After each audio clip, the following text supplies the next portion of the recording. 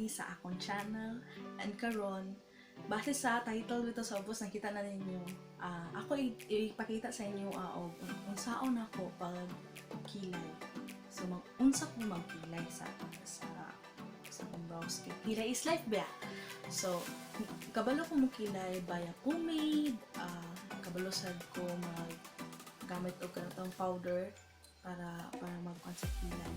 Pero mas galamay gyud kay nako ang pencil. So isa sa mga favorite nako nga brow pencil is kaning EB Advanced Brow Define with Paddle Brush. Actually barato rin siya to 150. Then, you know, EB Advance, ever bilan na, mapalit mo siya sa bisan asa, nga beauty section, sa mall, sa Watsons, diba? Barato rin siya. And what's unique ani nga product is, ang iyang pang blend is, wait, focus, wait lang, focus na, diba? Paddle brush, bongga, hindi siya focus wait lang. Basta paddle brush na siya. Kaya no, kamay nga paddle brush. And muna akong gamitin sa akong kilay karon, i-instruct mo step by step process yung sana ako akong kilay, no, for you guys. So i-zoom ta mo. Zoom. Wait. Ay, no. Okay na no. Ako mag-adjust, char. Mag-zoom ta mo. So, I need a mirror, no? Pasensya mga loves, need na ako mirror. Pero, yeah. Pwede na niya siya. Ang ganahan ako niya nga eyebrow pencil, it's because retractable siya. No need na atong sharpener bitaw na atong magtahal pa ka-hassle. Maguto ka ni kay pang travel friendly, gini siya. So, let's start ha. First things first, makilay ko, simple naman. Ginabrush na ko una ang brows para plaster siya ba. So,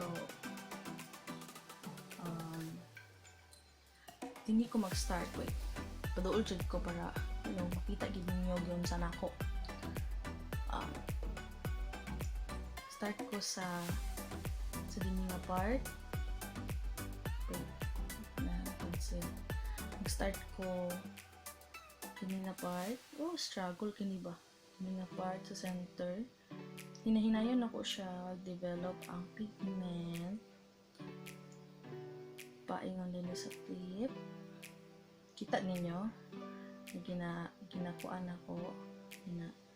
Ginakuan ako ang paingon sa tip. Dayon. Going na siya pa inward. Pero, light hand ra ko mga loves. Then, every time nga na ako ikuan, na ako'y lapas, ako na siyang ginasmudge using my fingers. Inana lang ko mag-kilay. So, giuna na ako ang ubos. Yung ginadefine na ako ang katumoy. So, ana, ang ilalom okay na no, dan na ang ilalom. So, sa ibabaw na salta, din nasad ko mag-start sa center. Inani akong technique. Din sa center, ihinay lang ako build up ang color. Bali, i-trace na ko ang akong kilay, no? Base sa yung natural shape. O, diba? Ako lang mang ginaana sa akong fingers every time yung mura na ako, feeling na kumura siya ilapas. And then, din nila yun, pa-develop na dayon, paingon nila sa pasulod. Okay.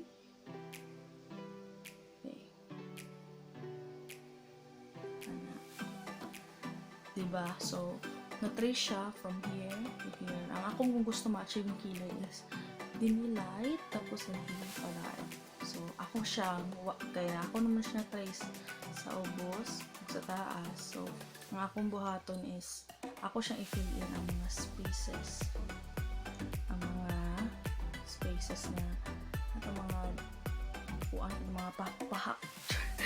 Mga pahak-pahak. Klaro ba yung mga loves?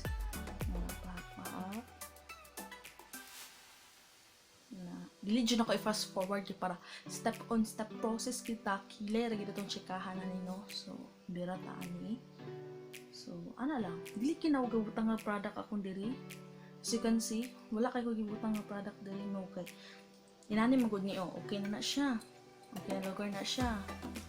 Wala na siya kuan. Na-trace na nato no ang atong kilay. Haning pa brush, muna akong gamiton pang blend. So mag-start i-blend din sa outer part paning sa tail.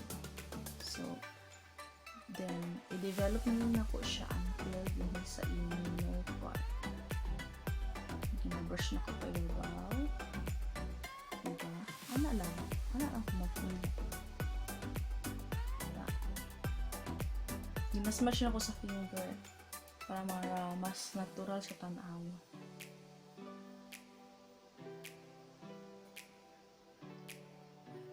Oh, done. Diba? Nakita niyo ang difference?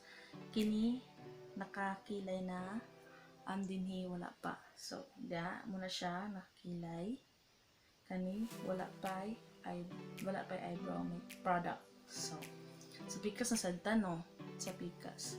Ang atong kilay manggudi siya tupong. So, ang mahitabo is dili jud siya ingon nga straight nga patas jud siya. So, kaya ang kilay sulti pa naman nila, no? Sa ubang mga YouTuber na akong gakalantaw din, no?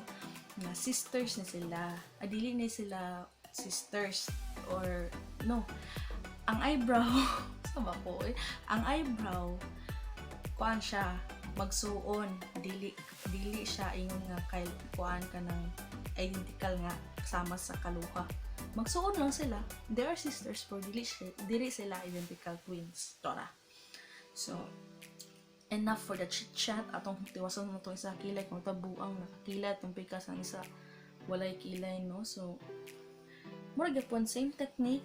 Ay, ang kahayag. Same technique, ako lang gyapon siyang wait ka na. I-plaster na ako na makita mo. Ako lang po siya i-brush up, no? Pasensya mo sa akong kilay. Dugan ako nakalas nakapa-ibot. Actually, akong uyab mag-ibot na akong kilay. Mas may pa siya mo ibot sa ako, ano? So, same gay pa na technique. Mas tricky lang, no? Kay nakauma na kasi isa. Yung mungkin paningkamutan nga duo ragid sila ka kakuana kanang tupong ragid sila isuda magkilay nga na kamera oy no kay ako kay i-make sure nga makita jud mo ba nagalandaw sa kog samin.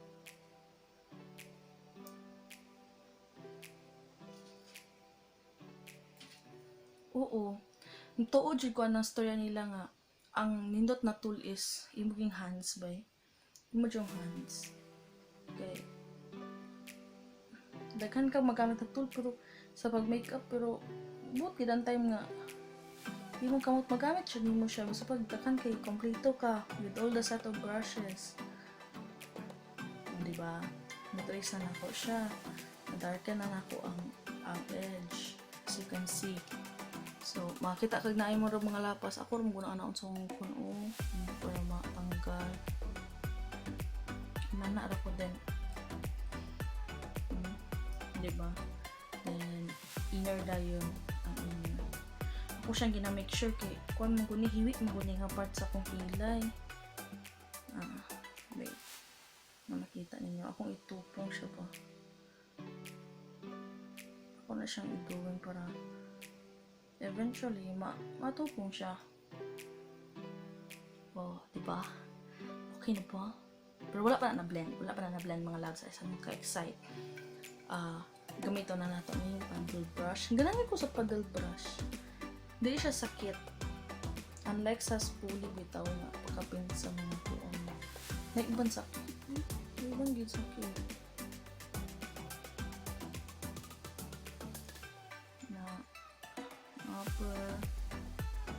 Para gradient effect ba. Pinabrush na ko upward. Okay. Kung sa'yo mabilin din nga product, murang ko na ko kung sa pikas. So, wait lang ha. Hindi ako makaroon ng good.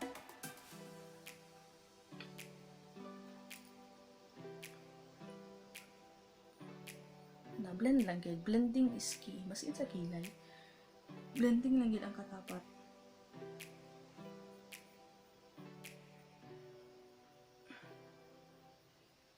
O, diba?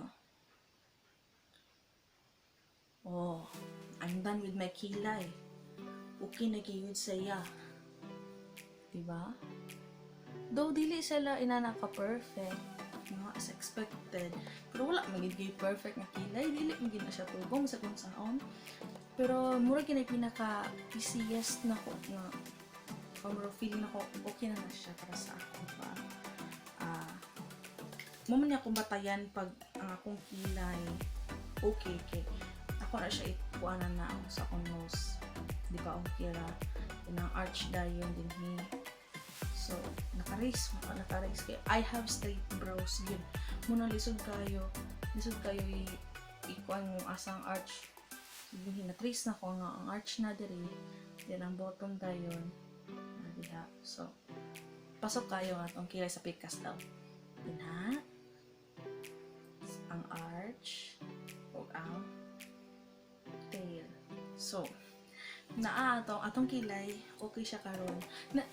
Ako, pag ako'y lakaw na murag feeling ko panton siya kikog ayo, gagamit ko og kanang eyebrow mascara. Wait lang. Ako ipakita sa inyo kung ginagamit na eyebrow mascara. Oh my gosh, sad to say mga love, sorry kayo ha, wala na ko nakita ang eyebrow mascara sa Sansan. Ang akong ginagamit is sa Sansan nga eyebrow mascara mo to kung daily gid na to sa ako makeup kit. So nabagting na curfew na sa among barangay. So ang ako na lang nakita din is dili siya eyebrow mascara pero sa ibig yapon sa Everbillion na gyapon clear mascara. Okay ra gyapon ang clear mascara kung gusto ka nga wala bitaw additional color. So ato i-add. Ang purpose mo good sa eyebrow mascara is to stay in place ang imong kilay. Diba? Dili siya matandog sa naas. Stay in place siya. Dili siya maglarag sa naas. Ang uban, ginabutangan nila concealer.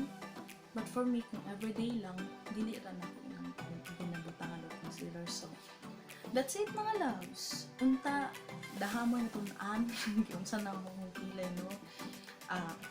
Gamit ning EV Advanced Brow Define with paddle brush. Grabe kini siya kanindot na product.